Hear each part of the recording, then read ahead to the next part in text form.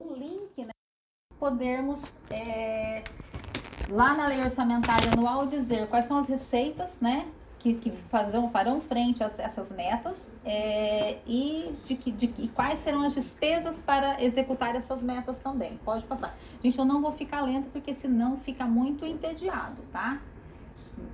Então, além de fazer esse link entre o PPA e a LOA, né, a LDO fica ali fazendo esse link entre os dois, ela vem também trazer para nós a orientação para elaboração e execução da lei orçamentária anual. Então, quem já teve, né, a oportunidade de ler o projeto, então lá ele traz todo um regramento de como nós temos que fazer a parte técnica de elaboração da LOA e algumas regras para depois a gente executar as receitas e despesas. Pode passar. A estrutura do projeto de lei que vai ser encaminhado à Câmara, então ele é basicamente o texto da lei e vários anexos. Pode passar. Para a LDO de 2025, nós temos o acréscimo de um anexo novo. Então, a LDO de 2024 vigente, nós temos lá o anexo de metas e prioridades, o anexo de metas fiscais, o anexo de riscos fiscais, o demonstrativo das obras em andamento, a avaliação atuarial do nosso plano de previdência e a novidade são essas autorizações específicas em relação às despesas de pessoal em cargos sociais. Então, vai um anexo próprio agora lá, acompanhando a LDO, dizendo se é do Poder Executivo ou do Poder Legislativo e de qual órgão, né, dessas entidades, projetos de lei que fazem alteração de tabela, de estrutura, cria função, enfim. Se for relacionado, projeto de lei relacionado à despesa com o pessoal, ele vai estar presente nesse anexo. Pode passar. O projeto de lei que está sendo encaminhado, ele tem 83 artigos e a estrutura do artigo 1º, então ele traz toda a estrutura do projeto de lei em si, de todos os assuntos tratados na LDO. Então nós teremos lá as metas e prioridades, a organização da estrutura dos orçamentos, pode passar, as diretrizes específicas para o Poder Legislativo, as diretrizes para a elaboração e execução dos orçamentos do município e suas alterações, pode passar. As disposições relativas às despesas do município com pessoal em cargos sociais, as disposições sobre a legislação tributária do município, as disposições relativas à dívida pública municipal e as disposições finais. Tudo que não se enquadrou aí vai nesse último capítulo, pode passar. Então, como já é, né, de praxe, a gente não apresenta todos os artigos, apenas a gente separa alguns que nós entendemos ser, assim, mais importantes. E vamos começar, então, pelo artigo 2º.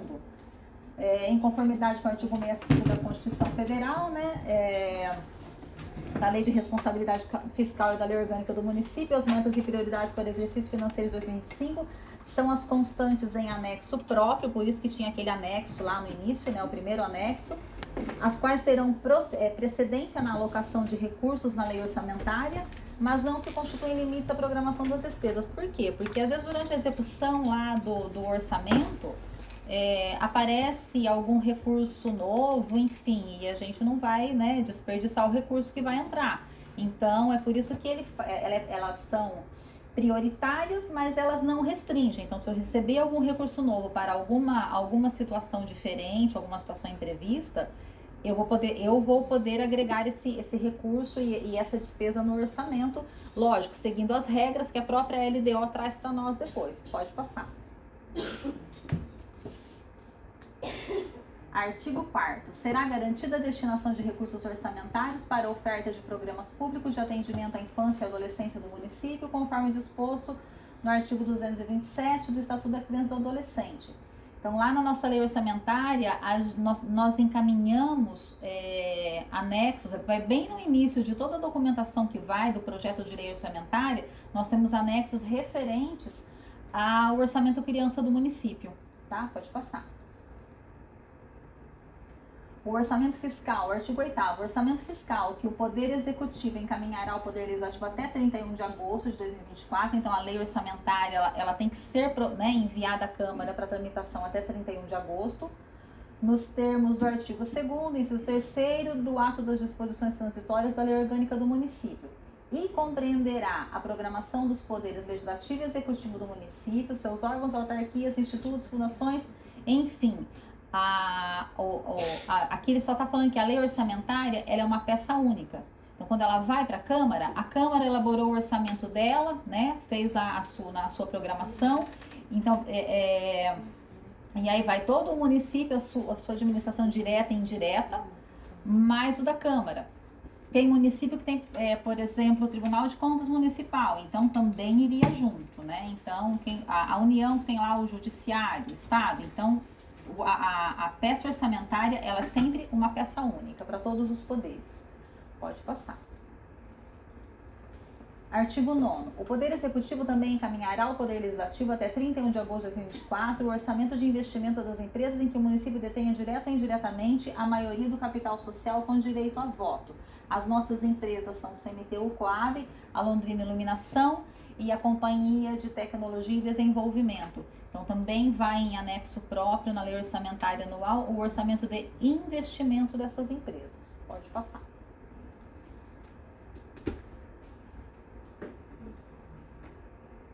Artigo 18. O total da despesa do Poder Legislativo Municipal, incluídos os subsídios dos vereadores, não poderá ultrapassar o percentual de 4,5% relativos ao somatório das receitas tributárias com as transferências previstas nos artigos 153, 158 e 159 da Constituição Federal, efetivamente realizado no exercício anterior, em conformidade com o artigo 29A da Constituição. Pode passar.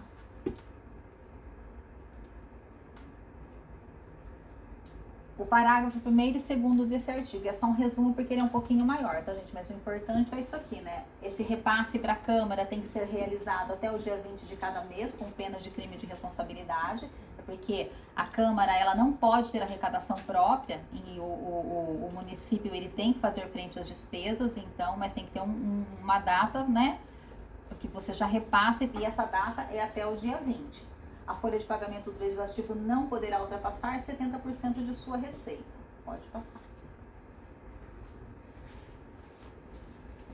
O artigo 25. O artigo 25, ele trata da limitação de empenho. Então, nós quando fazemos o orçamento, nós fazemos estimativa de receita.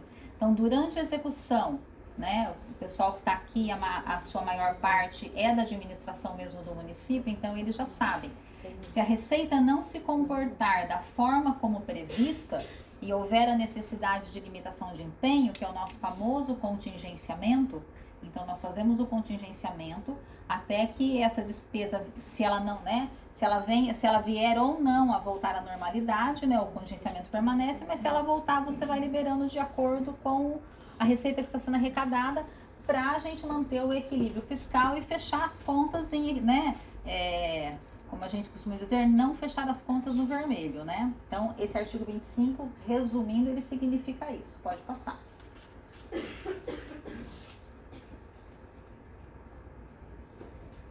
O artigo 29, a obrigatória destinação de recursos para compor a contrapartida de transferências voluntárias efetuadas pela União e pelo Estado, bem como de empréstimos internos e externos para pagamento de sinal, de amortização, de juros e de outros encargos, observado o cronograma de desembolso da respectiva operação. Então, sempre que a gente vai fazer algum convênio, né, a gente tem recursos que nós recebemos, eles não são a fundo perdido. Mesmo alguns que são, normalmente o município tem que entrar com uma contrapartida, né? É um percentual que é definido no próprio acordo que é feito. Então, esta contrapartida, a partir do momento que a gente assina esse convênio, nós não temos operação de crédito, já tivemos, né? A atual, que foram as duas últimas contratadas, o FINIS e o BRDE, não havia exigência de contrapartida, mas nós temos operação de crédito, o município também tinha que entrar com uma contrapartida para fechar o total do projeto, né? E essa contrapartida, ela tem que estar prevista também, além de ir na previsão da lei orçamentária, tudo que eu vou pagar de amortização, de juros, enfim, tudo isso é obrigatório. Se nós já contratamos, nós temos obrigatoriedade de já manter a despesa, né? Ter a dotação orçamentária, o recurso disponível para fazer frente a essas despesas depois. Pode passar. O artigo 35 é vedado a inclusão, tanto na lei orçamentária quanto em seus pés adicionais, de dotações a título de subvenções sociais, econômicas, auxílios e outras contribuições, ressalvadas aquelas destinadas a entidades privadas com os sem fins lucrativos e amparadas por leis municipais. Então, nós fazemos subvenções sociais, econômicas, auxílios? Fazemos, mas para fazer isso o município já tem lei que autorize. Se aparecer alguma coisa diferente, tem que ter autorização legislativa para isso também. Pode passar. Artigo 52. Os recursos de convênios repassados pelo município a outras entidades públicas ou privadas deverão ter sua aplicação comprovada mediante prestação de contas ao respectivo órgão gestor concedente. Então, nós, municípios, também fazemos convênios com entidades, né, do município para prestação de serviço. E esse repasse, como é recurso público, ele sempre vem acompanhado, né, nesse termo de convênio, de colaboração, vem as regras do que vai ser feito, né, o objeto da contratação, do repasse, e tem que ser feita a prestação de contas. Pode passar. Artigo 69. Na previsão da receita para o exercício financeiro de 2025, serão observados os incentivos e os benefícios fiscais estabelecidos em leis municipais, se atendidas às exigências do artigo 14 da LRF, conforme detalhado no anexo de metas fiscais, estimativa e compensação da renúncia de receita. Qualquer benefício fiscal que o município queira fazer é só através de autorização legislativa e cumprindo os requisitos da Lei de Responsabilidade Fiscal a respeito dessa, né, como vai ser compensada essa renúncia de receita. E na LDO nós temos lá um anexo próprio para isso que trata, lá vem descrito todas as leis, né, que tratam de algum benefício fiscal. Pode passar. Artigo 71.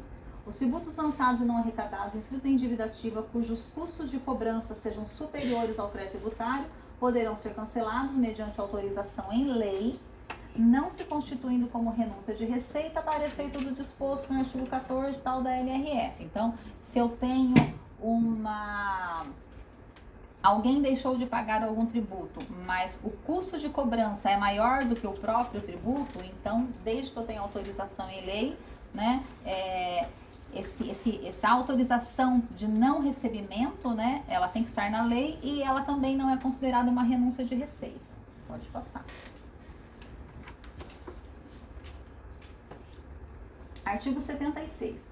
Os valores das metas fiscais em anexo devem ser considerados como estimativa, admitindo-se variações de forma a acomodar a trajetória que a determina até o envio do projeto de lei orçamentária para o exercício 2025 ao Legislativo Municipal. Como nós vamos encaminhar a lei orçamentária até agosto para a Câmara, e nós estamos em abril, então até agosto pode acontecer, espero que não, né, gente, mas são hipóteses.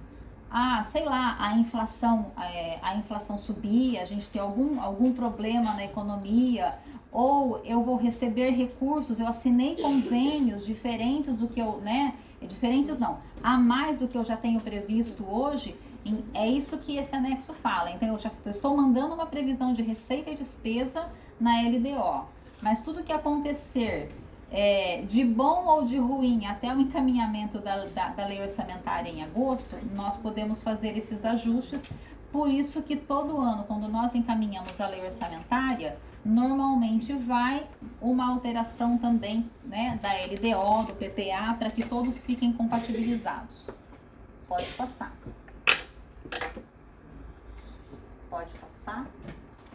As projeções de receita e despesa, os anexos que compõem a LDO, eles seguem o manual, né, dos demonstrativos fiscais, que a Secretaria do Tesouro Nacional, todo ano ela disponibiliza esse manual, quando não, 2 vezes por ano, enquanto a gente já está em execução, já está mudando, né? E então os anexos que vão com a lei, a formatação dele, a informação que está lá, da forma como está disposta, ela não é definido pela diretoria de orçamento. Nós temos que seguir esse manual de demonstrativos fiscais. Pode passar. Aqui então nós temos a estimativa das receitas para o exercício de 2025. Como nesses anexos que vão acompanhando a LDO, eles mudaram a metodologia. Eu particularmente achei que foi até uma metodologia meio confusa. Então, o que nós fizemos aqui para apresentar? Para ficar até mais fácil para as pessoas entenderem, né? Quem não trata disso no dia a dia, até porque a gente tem o portal da transparência com tudo disponível, então várias pessoas têm acesso, então a gente tentou aqui apresentar de uma forma um pouco mais simplificada. Então, todo esse valor que está aqui, o que já foi deduzido dele? As renúncias, né? Então, essa receita que está aqui, ela está líquida das renúncias, dos descontos, que são aqueles benefícios fiscais, e da contribuição do Fundeb, que é o 20% que já vem descontado das nossas transferências constitucionais. De resto, aqui tem intra-orçamentária, né? Quem já acompanhou a apresentação do orçamento, a gente sempre faz esse destaque, excluída a intra-orçamentária, na receita, na despesa. Aqui não, gente, aqui nós deixamos, que é para facilitar assim, o entendimento do leigo, até porque como tudo isso é para o portal da transparência, a gente achou interessante fazer dessa forma. Se depois alguém questionar ou reclamar, a gente muda de novo. Então, a gente vai tentando, né, fazer esses ajustes. Então, vamos lá. A estimativa para 2025. As receitas correntes, um total de 4 bilhões e 52 milhões, aproximadamente, sendo composto pela receita tributária. Aqui são todos os tributos que o município tem competência de instituir e arrecadar, né? Então, é o IPTU, o imposto de renda, que fica aqui no município também, o ISS, o ITBI, né? Todas as taxas, taxa de vigilância sanitária, taxa de coleta de lixo, então ela faz parte aqui da receita tributária. Então, os impostos, taxas e contribuição de melhoria. 1 bilhão 463 milhões, as receitas de contribuições, 197 milhões 769 mil, aqui nós temos a contribuição da iluminação pública, né? E nós temos aqui as contribuições para o nosso RPPS. A receita patrimonial, que basicamente aqui a maior parte são os rendimentos, porque todos os recursos obrigatoriamente têm que ficar aplicados, então são os rendimentos, mais o que a gente recebe da concessão da Sanepar, aluguel, se tivesse dividendos de alguma empresa entraria aqui também, então 98 milhões e 400 mil. Receitas de serviços, 45 milhões 710. Aqui, boa parte desse serviço vem lá da saúde, da prestação de serviço da saúde. As transferências correntes, então aqui nós temos todas as transferências constitucionais. Então, os impostos que tanto a União e o Estado arrecadam e que na Constituição eles, né, determinam que seja repassado um percentual para os municípios, eles vêm nessa rubrica. Nós temos aqui nós fazemos a contribuição para o Fundeb e depois nós recebemos desse fundo, né, para a educação básica, vem aqui também, que é um valor considerável.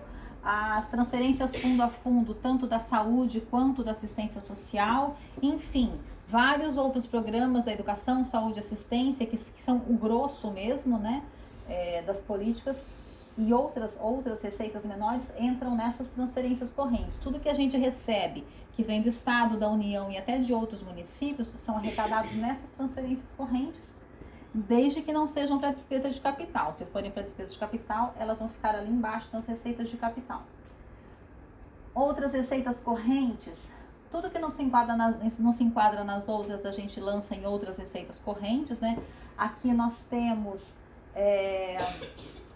os autos de infração, uma série de receitas que não se enquadram como tributária e nem nas anteriores, a gente arrecada aqui nessas outras receitas correntes. As receitas correntes intra-orçamentárias, que a gente quis deixar aqui, basicamente o que compõe essa receita é contribuição patronal, aporte do RPPS, o pagamento da dívida que a gente tem com o Fundo de Previdência, basicamente está aqui nas receitas intra-orçamentárias. Então, as receitas de capital, 18 milhões 576 mil. Operações de crédito, 10 milhões. É o cronograma porque nós só podemos colocar na lei orçamentária as operações de crédito que têm autorização legislativa. No mínimo isso para a gente fazer alguma previsão para o ano seguinte, né, de receitas de operação de crédito. No mínimo já ter a autorização. Nós não temos nenhuma autorização nova das autorizações que já aconteceram anteriormente. Todas as operações de crédito já estão em execução, muitas delas com os cronogramas já nos finalmente, então por isso que um valor é mais baixo. A alienação de bens, 408 mil, e as transferências de capital também. Tudo que a gente receber para despesa de capital da União e Estado vem nessa conta, 8.168 mil. Somando então 4 bilhões 71 milhões 556 mil reais de previsão para 2025. Agora nós vamos ver então as despesas que serão feitas com esses recursos. Pode passar. Nós temos então despesas correntes. De todas aquelas receitas correntes, eu só posso aplicar em despesas correntes, eu não posso aplicar lá das receitas de capital, eu nunca vou ter despesa corrente com ela, tá? Então, as despesas correntes totalizando 3 bilhões 637 milhões, divididas em pessoal em cargos sociais. Aqui, nesse pessoal em cargos sociais, já estão contempladas aposentadorias e pensões, né? Então, toda a parte de inativos, 2 bilhões 213 milhões 508 mil, é despesa bruta essa.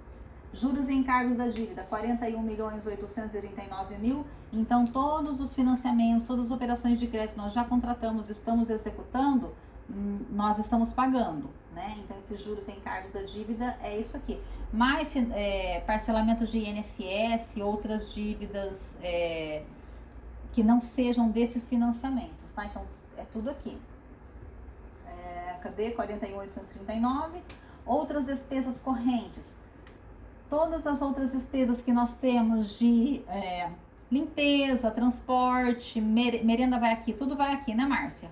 Merenda, que mais? Água, luz, telefone, enfim, todas essas outras despesas ficam nesse grupo, 1 bilhão 382 milhões 456 mil. Agora, despesas de capital. Um total de 282 milhões 603 mil. Investimentos, 143 milhões 282 mil. Inversões financeiras, 13 milhões 857 mil. Amortização da dívida, 125 milhões 464 mil. Então, todos os financiamentos que nós temos e parcelamentos do RPPS entram nessa amortização da dívida. A reserva de contingência, que nós temos obrigatoriedade de colocar no orçamento, né? 3 milhões 130 mil. A reserva do RPPS, 148 milhões. Então, todo o valor do... minimamente, né? Esse obrigatoriamente vai ter que estar aqui. Todo o valor do aporte que está previsto para o ano que vem para a Capismel, ele tem que ficar guardadinho lá durante 5 anos, a gente não pode mexer. Então, obrigatoriamente, o que tiver previsto de aportes para a Capismel vai ter que estar aqui nessa conta de reserva do RPPS, por isso que é um valor mais alto. Então, totalizando também com as interorçamentárias, tá, gente? 4 bilhões 71 milhões 556 mil reais. E acabou, né? O próximo é o fim. O próximo é o fim. Gente, eu fico à disposição para qualquer questionamento. Não sei se tem alguém nos acompanhando e se tem algum questionamento. Não tem. Alguma dúvida? Gente, tem alguém de conselho aqui hoje? Do Quimel? Fundeb. Ok. Mais alguém? Alguém de fora? Além da Câmara? Ninguém tem dúvida? Todo mundo satisfeito? Pessoal, então, ó, se não tem dúvida pela transmissão e vocês também não têm, como estamos todos em horário de trabalho, né, vamos encerrar. Mas, de qualquer forma, a gente fica à disposição para depois, né? Se alguém tiver alguma dúvida, a diretoria de orçamento está sempre à disposição para tentar sanar essas dúvidas, pelo menos, ok? Mais uma vez, obrigada. Mais uma vez, obrigada à Escola de Governo, que está sempre nos dando essa mão, essa força, né? E obrigada pela presença de todos, tá?